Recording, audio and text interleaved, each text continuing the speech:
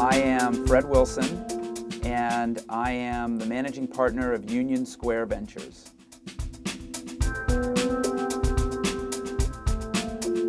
It's been changing the way I work for the past 15 years, and I see it as an evolution, not really a revolution. So I think every year there are 2 or 3 new things that I use as part of my daily life that I wasn't using the year before. I think social media, whether it be blogging or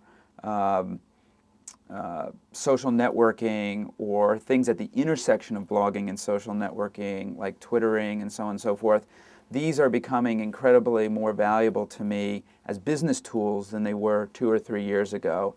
I use the phone less and less every day. I used to say that when I got into the business in the mid-'80s, the phone was the way that I did 80% of my work.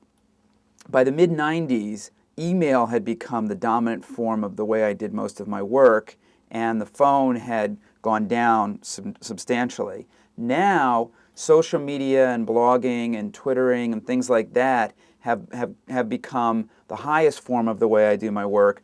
Email has come down, relatively speaking, in value, and the phone is almost completely gone from the tool set that I use to get stuff done. Now, face-to-face interaction has been a constant. So I don't think that has changed one bit. You know, going to a board meeting or having a face-to-face meeting with an entrepreneur in order to decide whether we want to make an investment is as valuable or more valuable today than it was 20 or 30 years ago. So that hasn't lost any value, but the phone has come way, way down, and now I see email coming down a lot too. I think there's several things going on. I think that this generation is going to be a very different kind of workforce than the workforce that businesses have known in the past. I think they will be a lot less loyal to businesses. They will be interested in maximizing the value of their career as opposed to the value of the stock of the company that they're working for, unless they control that stock or own a big piece of it. So I think that we are looking at very much a mercenary workforce. We've already seen that in the technology business for the past 10 years, particularly among software developers. In Silicon Valley, there's the best software engineers are constantly getting poached from company to company and getting better and better deals along the way, in the same way that a film star or a music recording star would be constantly being offered a better and better contract to go work for somebody new. Same thing's happening with software engineers. And I think that kind of mindset about talent is what this younger generation's all about. And so they're all going to be about building their own personal brand and their own personal career, their own personal portfolio of what they can do, and then making themselves available to the market to the highest bidder.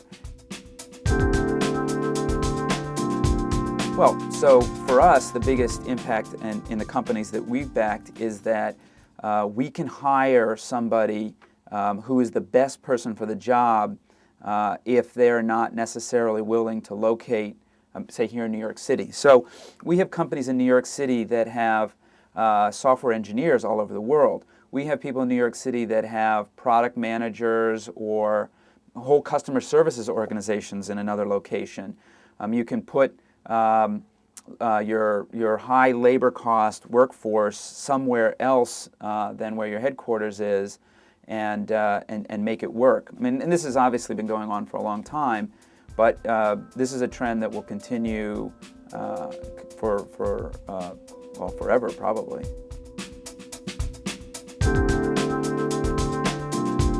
I have been profoundly affected by this. I write a weblog that is read by about 100,000 people a month, and within that group, I'd say there's probably about 20,000 people who are sort of the most hardcore, committed participants in that community, and I really mean community. These people do meetups. They comment on my blog. They have offline conversations with each other. They meet each other. They go and do startups together. So there's this community that exists. I consider probably at least 1,000 of these people friends, and yet I have met and advisors, right? And I've maybe met 100 or 200 of them.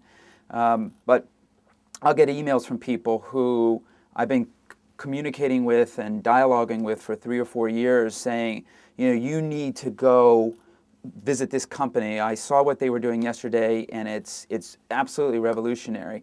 And I'll go do it, even though I've never met this person, because I know who they are. I've been able to develop a relationship with them online. I've had conversations with them and discussions and debates, and that's brand new. I mean, that has never existed in the world of business.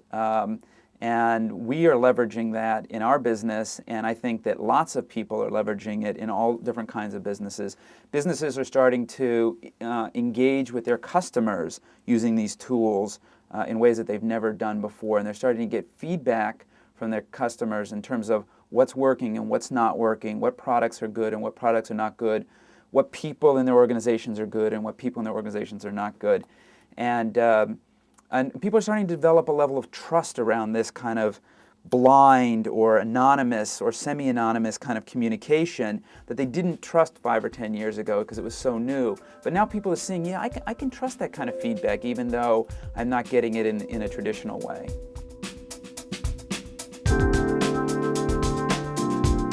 Well, so it's been going on a long time. Programmers have been using something called IRC, which is Internet Relay Chat. And they're these sort of form your own chat rooms. And so what programming teams have done for the better part of 10 or 15, maybe 20 years is they all come in the morning, and one person's in, Vancouver, Canada, and one person's in New York City, and one person's in Buenos Aires, and another person's in Bangalore. They all come into this IRC chat room, and they're writing code and talking to each other at the same time, and they're saying, yeah, how do I hit this database? What's the query I need to use? And the person who's the database guy in Bangalore says, oh, you write this query this way. And so they're collaborating using these online tools. So that's been going on for a long time.